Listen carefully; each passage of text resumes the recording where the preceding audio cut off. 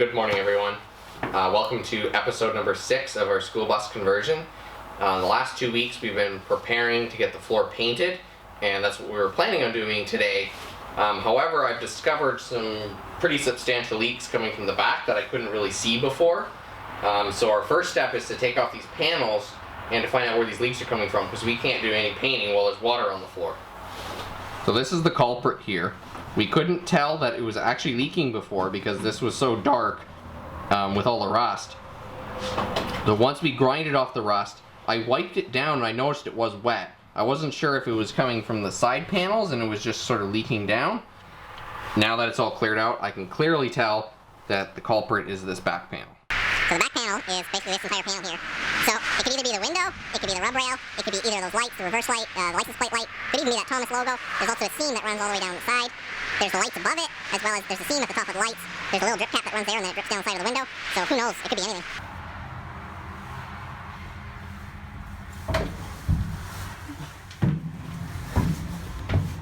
Okay, let's get the tools.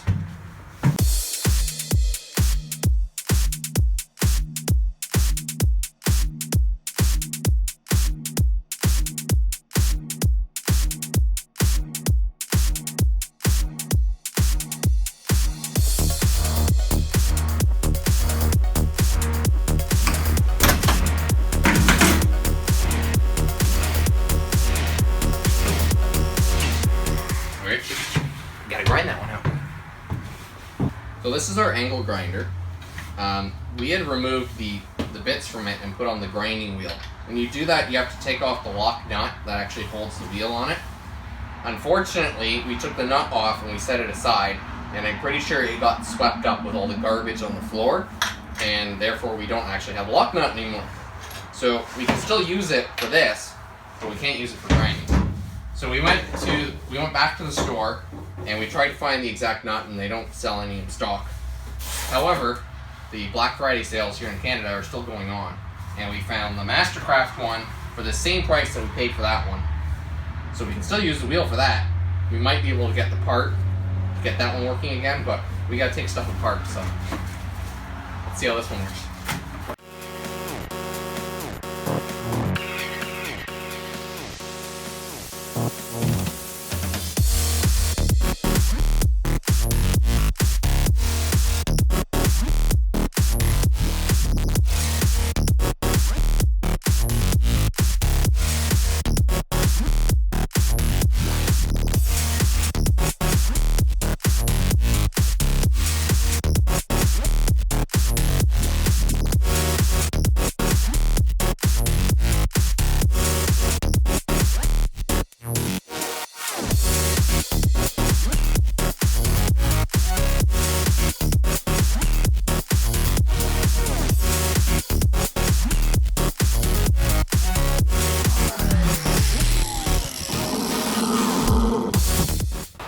So this panel here has the grommets coming through and we got our 2 switches here for the door. Now to take the panel out, I'm not going to be able to take the wires out unless I cut them, and I don't want to do that yet until I map all the wires. So I'm going to take the snips and I'm going to cut a channel out through here, so when I take the panel off, these can stay in place.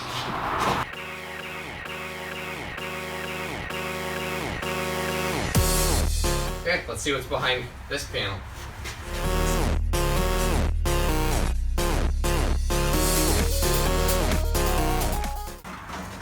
Holy. This weighs about 4 or 5 pounds. Oh, that's disgusting. Look how wet that is. That is so. Look at it. I dropped it on the floor, and the floor's now wet. Oh.